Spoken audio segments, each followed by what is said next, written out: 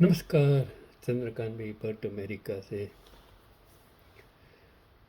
गद्दार, अमीचंद, देशद्रोही। रामायण हो, महाभारत हो, कोई भी ग्रंथ हो, कोई भी सीरियल हो, कोई भी पिक्चर हो, कोई भी कुटुंब हो, समाज हो, देश हो, गांव हो, शहर हो और दुनिया हो, सभी जगह ये मौजूद हैं। और उनकी वजह से, इन गद्दारों की वजह से, इस अमीचंदों की, इस देशद्रोहियों की वजह से एक इतिहास बनता है। अगर जेपी आंदोलन नहीं होता, केजरी और अन्ना ये नहीं करते, तो आज भारत का इतिहास कुछ और लिखा गया होता। और आज वो कहाँ है, कोई याद नहीं करता है। खुद भी डूब गए, दूसरों को भी डुबो दिए।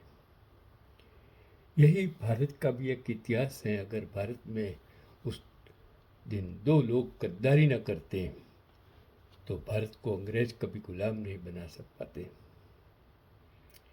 23 जून 1757 की वो तारीख भारत के माथे पर कलंक बन गई। एक तरफ 23 साल का युवा बंगाल का नवाब सिराजुद्दौला अपनी 50,000 की विशाल सेना के साथ खड़ा था, और दूसरी तरफ रॉबर्ट क्लाइव के पास मात्र 3,000 सैनिक थे। कायदे से अंग्रेजों का नामो निशान मिट जाना चाहिए था, लेकिन जंग शुरू होने से पहले ही दो चेहरों ने देश की किस्मत का सौदा कर लिया था। साजिश की शुरुआत और कैसे हुई और क्यों टूटा भरोसा कि नवाब सिराजुद्दौला अंग्रेजों की बढ़ती दखल अंदाजी के खिलाफ थे। उन्होंने अंग्रेजों के व्यापार पर लगाम कसी, जिससे दो लोगों के निजी हितों को चोट पहुंची। जगत श्रेष्ठ साजिश का दिमाग, उस दौर का सबसे अमीर बैंकर नवाब ने जब अंग्रेजों पर टैक्स लगाया तो सेठ का मुनाफा कम होने लगा, और कहा जाता है कि नवाब ने बड़े दरबार में जगत सेठ का अपमान किया था, जिसका बदला लेने के लिए उसने अंग्रेजों को युद्ध के लिए फंडिंग दी। यानी अंग्रेजों की बंदूकों में बारूद जगत सेठ के पैसों से भरा गया था। और दूसरा था मीर जाफर, साजिश का हाथ। नवाब का प्रधान सेनापति, उसे नवाब की कुर्सी चाहिए थी, और जगत सेठ ने उसे अंग्रेजों के साथ बिठाया और डील पक्की हुई। तुम जंग के मैदान में खामोश रहना, हम तुम्हें बंगाल का नवाब बना देंगे। रिश्वत, लांच, सत्ता लालसा, आज भी भारत में सत्ता लालसा ने देश को कहाँ से कहाँ पहुँचा दिया है, वो आप पर छोड़ देता हूँ।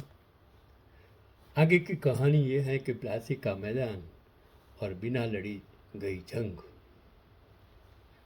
जब युद्ध शुरू हुआ, सिराजुद्दौला को भरोसा था कि उसकी विशाल सेना अंग्रेजों को कुचल देगी, लेकिन जैसे ही हमला हुआ, मीर जाफर अपनी टुकड़ी के साथ बुत बनकर खड़ा रहा।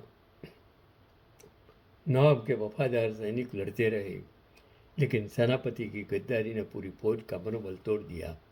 और नतीजा क्या हुआ? सिराजुद्दौला को भागना पड़ा और बाद में उसकी हत्या कर दी गई। अंग्रेजों ने बिना किसी बड़ी मेहनत के बंगाल जीत लिया, और वहीं से शुरू हुई भारत की 200 साल की गुलामी।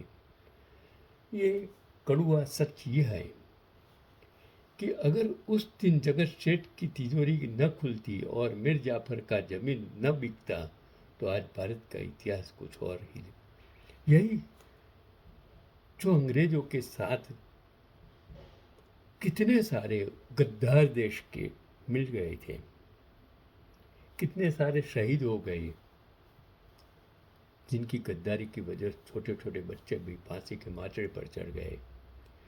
और आज का ये निष्कर्ष यही है, पैगाम यही है कि इतिहास को गहराई से देखो तो आपको क्या लगता है, क्या जगत सेठ का निजी बदला देश पर भारी पड़ा, या मीर जाफर की सत्ता की भूख ने हमें गुलाम बनाया?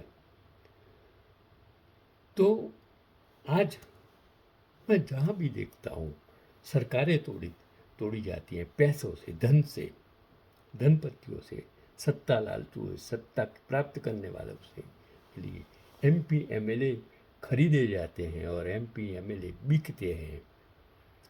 जिस पक्ष ने उनको बनाया, जिन पक्ष ने उसको एमपी एमएलए बनाया, जिस पक्ष का उसने खाया, सत्ता के लिए वो पक्ष को ही तोड़ देते हैं। जिस लोगों ने उनको वोट दिए, उस लोगों के साथ भी आप गद्दारी करते हो। क्या इनसे बड़ा देशद्रोही, इनसे बड़ा गद्दार कौन हो सकता है? आप ही हैं। प्रजा है, वो प्रजा भी गद्दारी करती है, और इसी के लिए, इसी की वजह से तो देश, जिन लोगों ने आज़ाद करवाया, जिन लोगों ने तन मन धन से देश की सेवा की, मरे मिटे, गोली खाई,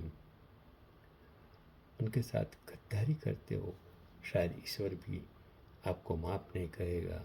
यही आज का पैगाम